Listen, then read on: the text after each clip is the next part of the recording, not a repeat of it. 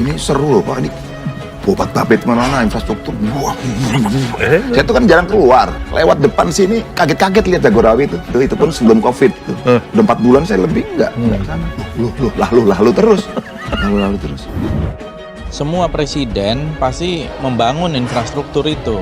Jadi itu bukan prestasi, seolah-olah infrastruktur ini menjadi etalase keberhasilan. Nah, saya agak sedih bagaimana pimpinan DPR yang menurut publik tidak punya prestasi apa-apa, coba kemudian mendegradasi Jokowi yang sangat syarat dengan prestasi. Sekarang Memes dan saya sama-sama bulat mendukung Pak Jokowi dan Pak Amin karena bukan fanatisme buta, tetapi melihat hasil kerja. Jadi kenapa infrastruktur? Karena ini menjadi sebuah fondasi bagi negara kita untuk berkompetisi dengan negara-negara lain. Akan hancur Indonesia ini kalau dipimpin oleh Jokowi gitu ya. Pada saat aku percaya seseorang, maka aku dukung. Pasti sebelumnya aku research dulu tuh orang. Siapapun yang aku ingin dukung, pasti aku browsing dulu. Dia siapa sih ini kok diomongin orang dulu. Saya paling senang lihat orang yang bersemangat, orang yang rajin, menghargai kebudayaan. Mudah-mudahan saya hanya berdoa semoga Indonesia mendapatkan jadi diri, bangga menjadi orang Indonesia. Mau dijadikan itu semacam seolah-olah prestasi dari pemerintah sekarang. Padahal menurut saya itu bukan prestasi. Itu kewajiban biasa, rutin gitu. Hei, lu kok tahu ya, nggak ada hebat-hebatnya jadi anggota DPR RI itu. Kalau hanya minim prestasi, nggak ada kinerjanya, hanya gede bacot kayak. Kok malu Pak Jok. Kalian yang sedang berdiskusi, jangan cuma omong. Kami butuh realisasi, bukan tontosan. Prestasi itu kalau melebihi dari apa yang ditargetkan, yang menurut saya jangan menipu rakyat lah. Apa prestasi Fadli di DPR?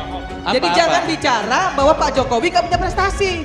Saya kira Kaca diri sendiri dulu baru mengatakan orang gak punya prestasi. Apa urusannya? Sebagai pimpinan DPR harusnya malu karena tidak punya prestasi apa-apa gitu loh. Kami tidak butuh sekumpulan pengecut bina. Kami butuh manusia. Zaman dulu itu sebelum dia bahkan sebagai wali kota, dia sudah menjadi orang yang berhasil dalam bisnis dan dia dekat dengan ulama itu dari dulu gitu. Dan dia orang yang taat sekali kalau dalam masalah sholat misalnya itu selalu di awal waktu.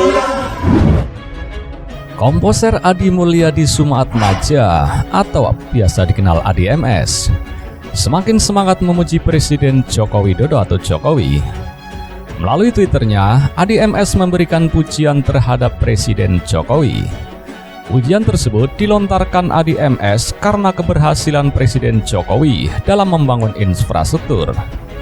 Pasalnya, Presiden Jokowi berhasil membangun 500 jembatan gantung di berbagai pelosok Indonesia.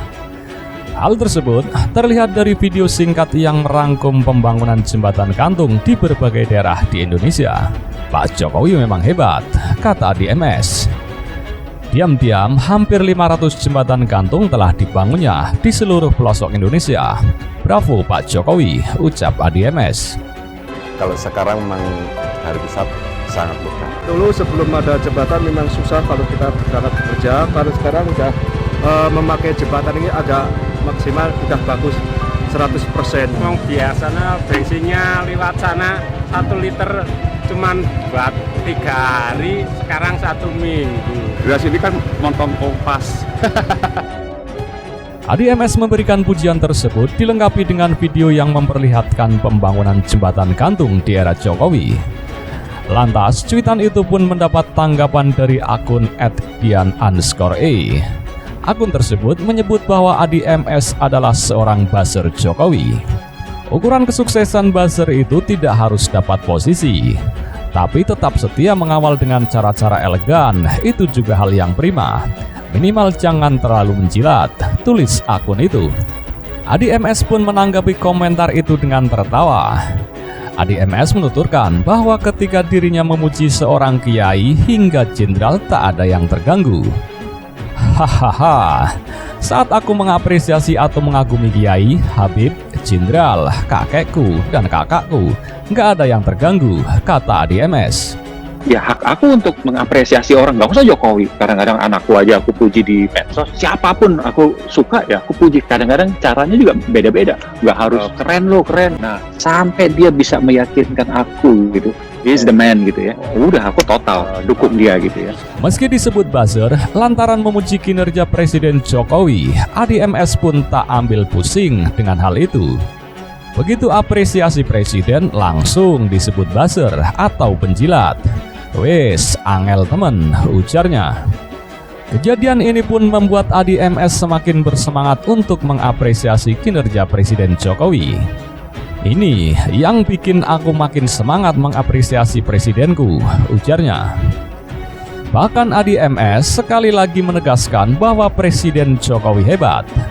Jokowi memang hebat, tutur ADMS. Perlu diketahui, ADMS lewat cuitannya di Twitter pada Kamis 1 Juli 2021 lalu mengaku baru pertama kali melihat ada Presiden Republik Indonesia yang bersikap seperti Jokowi. Pasalnya, menurut Adi, dari semua presiden yang ia kenal belum pernah ada seperti Jokowi yang tetap sabar meski dihina bertahun-tahun. Aku lahir di era Presiden Soekarno dan beruntung bisa berkenalan dengan semua presiden berikutnya. Belum pernah kusaksikan ada presiden Indonesia yang dicela bertahun-tahun seperti Presiden Jokowi, cuit ADMS. Tadi saudara Adian mengatakan prestasi-prestasi tentu dari versinya. Kalau Fadli John bilang dia presiden pelangap-longo, tapi mau setuju tidak setuju, pelangap-longo ya, iya nggak langsung ya, tapi arahnya ke sana kan, iya. Nggak apa-apa kan kita tahu arahnya, tidak masalah. Nah, nggak apa-apa. Orang yang difitnah terbanyak seumur hidupku ya aku lihat ya Jokowi. Deretan fitnahnya tuh udah luar biasa dan yang semuanya akhirnya nggak terbukti. Ia pun mengaku kagum lantaran Jokowi bisa menahan emosinya dan tetap fokus bekerja untuk rakyat. Kendati mantan gubernur DKI itu kerap dihina habis-habisan. Hebatnya, beliau tidak terpancing emosinya, tapi tetap fokus bekerja, ujar ADMS. Bahkan kata Adi, hinaan maupun tudingan yang dilontarkan sejumlah pihak terhadap Jokowi itu, menurutnya cukup keras, akan tetapi mantan wali kota Solo itu tetap sabar dan mampu mengendalikan emosinya. Disebut pelongo-pelongo, tapi besoknya disebut otoriter. Disebut komunis, tapi besoknya disebut liberal, dan seterusnya, tuturnya. Adi juga menilai tidak ada manusia yang sempurna dan demikian pula halnya dengan Jokowi yang hanya manusia biasa. Tak ada manusia sempurna, Presiden Jokowi pun bukan manusia sempurna, ungkapnya. Lantaran hal itu, ia pun mengaku banyak belajar dari akhlak maupun sikap Jokowi dalam menghadapi hinaan. Oleh karenanya, ADMS menegaskan akan tetap setia mendukung setiap langkah Presiden Jokowi dalam mengurus negara. Tapi setidaknya aku belajar mengenai akhlak dari sikap dan tindakannya. Pak Jokowi, aku bersamamu, ujarnya. Jalan jembatan ini memang sangat bermanfaat bagi masyarakat agar itu dekat lebih nyaman. Harapannya itu sekali membuat nanti bisa dipakai lama sampai anak cucu.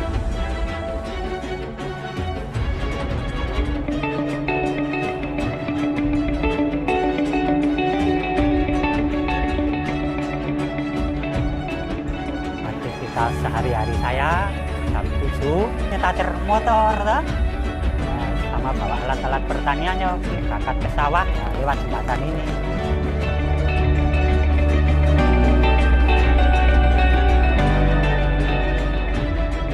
Kalau dulu ya lewat sini, tapi kan motor itu mentok di sana ya nyabrang.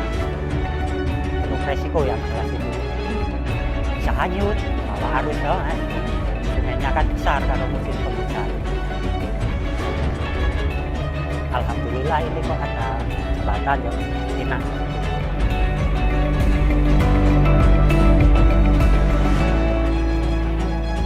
Ya, bukan cuma saya, jelas itu anak sekolah lebih terbantu sama para kakak itu kan.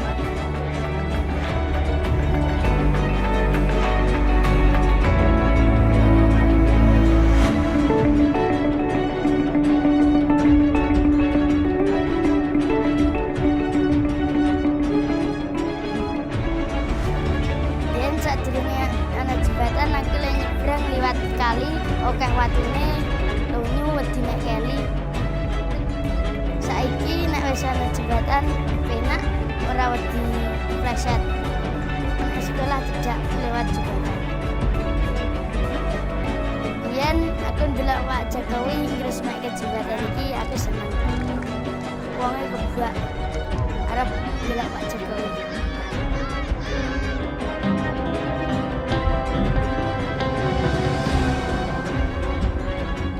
Waktu awal saya di sini itu sekitar 2008 itu belum ada jembatan gantung, jadi kalau mau ke dusun sebelah itu harus menyeberangi sungai lewat jurang-jurang atau enggak ya jalannya muter, jadi kan lebih jauh. Dulu kan pas belum ada jembatan desanya itu seperti sepi sekali, tapi sekarang lebih ramai, tidak seperti desa mati gitu. Jalur sehari-hari saya ke pasar ya sekarang lewat jembatan gantung ini, jadi lebih cepat dan lebih ya menghemat waktu juga. Semoga banyak daerah akan ada banyak jembatan seperti ini sehingga dapat mempermudah akses jalan untuk anak-anak sekolah dan masyarakat sekitar. Jangan dipikir jembatan seperti ini nggak penting sekali untuk infrastruktur dari desa ke desa atau dari kecamatan ke kecamatan. Karena yang disambungkan akan ada kecepatan untuk logistik, untuk mobilitas orang cepat, mobilitas barang cepat. Sekarang ini negara yang cepat akan mengalahkan negara yang lambat.